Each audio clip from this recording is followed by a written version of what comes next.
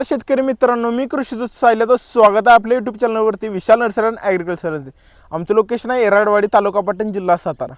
तर आज आम्ही एक नवीन सिरीज चालू करतोय. ती म्हणजे काय, जो आपला आंबा आहे या इकडे, हा आंबा सुरक्षित राहायला पाहिजे फळगळ थांबवण्यासाठी व ज्या ज्या अडचणी आपल्याला आलेल्या ह्या वर्षी आणि ज्या ज्या चुका आपल्या केलेल्या त्या ह्या सिरीजमध्ये आपण बघणार होतो. म्हणजे काय, जे फळगळ कशामुळे होते, त्याची मुख्य कारणं काय काय आहेत, ते आपल्या चुका कुठं कुठे झाल्या आणि त्यातून आपण कसं बाहेर निघू शकतोय आणि इथून पुढच्या वर्षात आपण त्या चुका कशा टाळून आपलं उत्पन्न वाढवू शकतो, ह्या सिरीजमध्ये आपण बघणार आहे. जास्त काय मोठी सिरीज असणार आहे, फक्त 4 ते 5 एपिसोड असणार आहेत.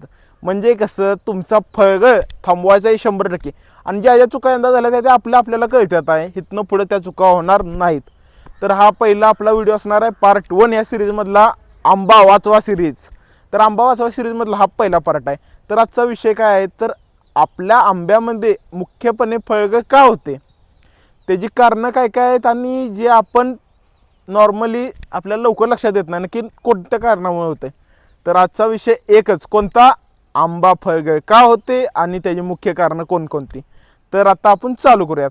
आणि जर का तुम्ही आमच्या चॅनल नवीन असला, सबस्क्राईब करा विसरू नका. आणि खाली आपल्या व्हॉट्सअप चॅनलची लिंक आहे, ती ओपन करून ग्रुपला जॉईन व्हायला विसरू नका. चालतंय, तर चालू करूयात. तर शेतकरी मित्रांनो, आंबा फळगळ ही आपल्या आंबा बागायतदाराची सगळ्यात वाईट आणि सगळ्यात आपल्या जीवावर बेतणारी गोष्ट आहे. तर असं का, काय करतोय आपण, राबतोय आंब्या बागेला, पाहिजे देतोय, खतं पाणी सगळं देतोय, तरी बी हातात आलेलं माल जर का आपल्या हातात येत नसेल तर उपयोग काय. एवढं कष्ट, आता कोणताही शेतकरी असो, तुम्ही असो मी असो, वाईट वाटणारच.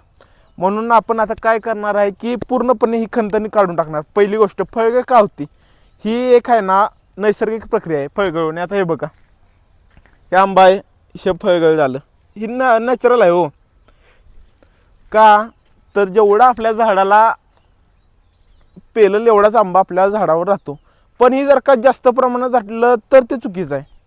म्हणजे प्रमाणात जर का गळ झाली तर ती बरोबर आहे बाबा, नैसर्गिकरित्या झाडाला जमल तेवढं पोसता येतील तेवढीच फळं झाड ठेवतं. पण तिथून पुढची जी राहिलेली फळगळ होते ती आपल्याला त्रास देते.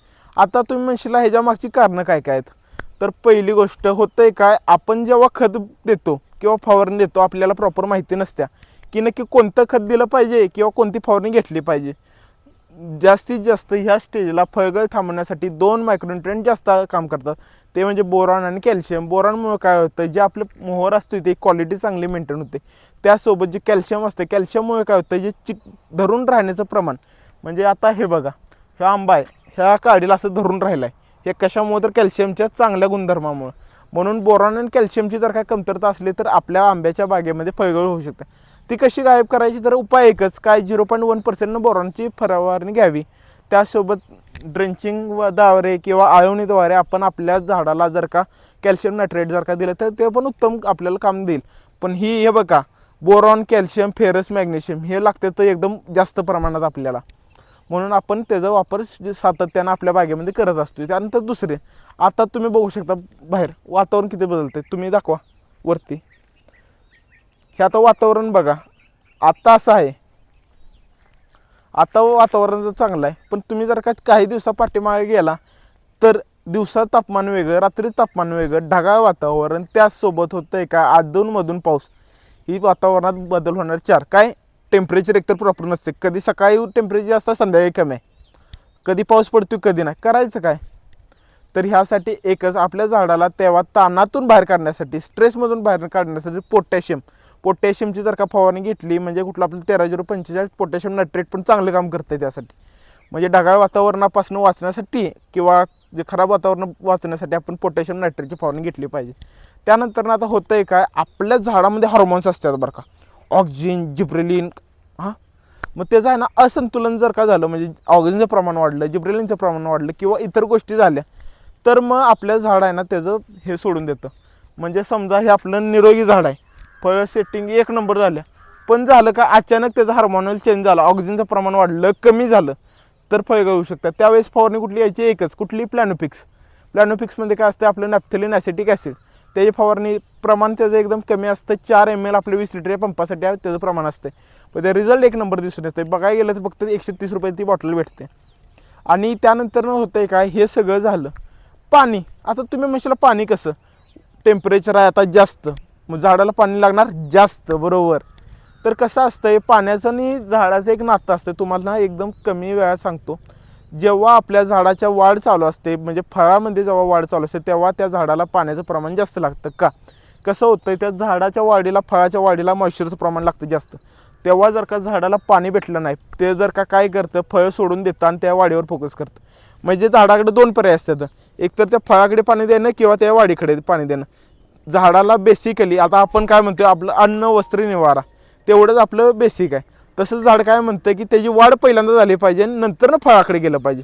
मग त्या अशा वेळेस जर का कमी आपल्याकडे पाणी असेल तर काय होतं, ते आपल्या झाडामधील फळगळ होऊन ते त्याच्या वाढीकडे लक्ष देतं. म्हणून साधारणपणे आपल्या आंब्याच्या बागेमध्ये 3 दिवसाच्या फरकाने पाणी सातत्याने असावं. साधारणपणे जर का तुमचं ट्रिप असलं 3 दिवसाच्या फरकाने 3 तास तरी आपलं चालू असावं. त्यासोबत आपण इतर गोष्टी, आता तुम्ही म्हणशाल पाणी जास्त झाल्यावर काय होते, ज्यावेळेस पाणी जास्त होतं, चिखल होतं, ऑक्सिजन झाडाला भेटत नाही, म्हणजे जास्त झालं तरी प्रॉब्लेम देते, ऑक्सिजन भेटत नाही, त्यामुळे झाडाला फळगळ. आता तुम्ही म्हणशाल सर ओळखायचं कसं की किती पाणी दिलं पाहिजे आणि किती दिवसांनी दिलं पाहिजे. तुम्ही पाणी दिलं की साधारणपणे 3-4 दिवसानं वाळतंय कधी, ते रान वाळतंय कधी, त्या दिवसाप्रमाणे आपण पुढचं शेड्यूल करू शकतो. त्यानंतरनं सगळ्यात बेकार असं काय रोग आणि कीड पडतो या. आता तुम्ही म्हणशील कसं काय, रोग आणि कीड म्हणजे एक प्रकारे धोका आपल्या झाडांसाठी. जेव्हा आपल्या झाडावर कुठली तरी कीड पडली, म्हणजे त्याच्यावर झाला हल्ला, त्यावेळेस आपलं झाड काय करतं, त्याच्यापासून बचावासाठी कुठेतरी धडपडत असते. त्यावेळेस आता वेगवेगळे कीड आहे, आता फळमाशी लागली, फळ खराब होतं. जर का आपलं थ्रिप्स असलं तर ते आपलं सेल सक करून घेते. त्यासोबत जर का आपल्या तुडतुडं दिसलं तर ते तर पाक चिकटा रोगच आणून टाकते. जर का आपलं रोगात बघायला गेलं, रोगामध्ये वेगवेगळे दिसतात आहे, पण सगळ्यात बेकार अँथ्रॅक्नोज म्हणजे काय, करपा. मोर आला सगळा सरसकट वाळून गेला आहे, खाली व्हिडिओ पण टाकतो तुम्हाला वाळतानाच. हे कशामुळे, तर करप्यामुळे. करप्यासाठी काय कुठलं घ्यायचं, तर कॉपर बेस्ड कुठलंही फंगीसाईड चालतं आहे, किंवा आपण ॲझोस्ट्रोबिन चालतं आहे. हे असे जे आहेत ना बुरशीनाशक, ह्याचं कार्य काय असतं, जे आपलं क्रिटिकल स्टेज असतं, म्हणजे एकदम नाजूक अवस्थेमध्ये ह्याचं काम एक नंबर करते. त्यासोबत कीटकनाशक आपलं साधारणपणे जे सुरुवातीला वापरतो, जेव्हा मधमाशा असतात तेव्हा नियमाला वापरावं. तिथून पुढे जर का जास्त प्रमाणात दिसत असेल तर सरळ आपण काय करणं अपेक्षित आहे की कोणतंही क्लोरोपायरिफॉस आहे, क्युनॉलफॉस आहे, इमामेक्टिन बेन्झोएट आहे, इमिडाक्लोप्रिड आहे, हे कोणतंही वापर करावा जे तुमच्या इथे अवेलेबल असेल. जर का आयुर्वर्गीय असेल तर क्लोरोपायरिफॉसचा वापर करावा. आणि तुम्हाला आता हे आपल्या बेसिक काय काय आपल्या कारणामुळे किंवा त्या कारणामुळे आपल्याला फळ गवतं ते आता आपण सांगितलं. आता एक आडाखडा घेऊया आणि हा व्हिडिओ इथेच थांबूयात. पहिली गोष्ट, आपल्या झाडाला पाणी गरजेचं भरपूर द्या.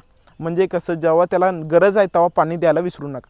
त्यासोबत काय करा की जर का कोणती बुरशी दिसत असली, म्हणजे भुरी दिसत असला किंवा तुमचा करपा दिसला असला, कॉपर बेस्ड फंगीसाईड वापरा.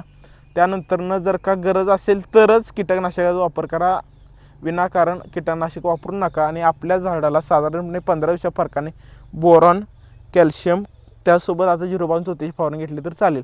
आणि हा व्हिडिओ जर का आवडला असला तर आम्हाला सबस्क्राईब करा विसरू नका. आणि आम्ही असेच व्हिडिओ बनवणार आहोत की तुम्हा शेतकऱ्यांना जागृत करून ज्या ज्या चुका तुमच्या होतात त्या सुधारण्याचा प्रयत्न आम्ही करणार आहोत. आमचं नॉलेज आणि तुमचं जर का कष्ट एकत्र भेटलं तर यश 100% आपल्याला भेटणार. आणि आपण सगळे एक शेतकरी, आपला एक परिवार आहे. तुमच्या कृपेने आज आमचे 1000 सबस्क्रायबर पूर्ण झाले, त्याबद्दल तुमचे आभार. आणि अशाच व्हिडिओसाठी आम्हाला सबस्क्राईब करायला विसरू नका. जय जवान, जय किसान, जय महाराष्ट्र. धन्यवाद.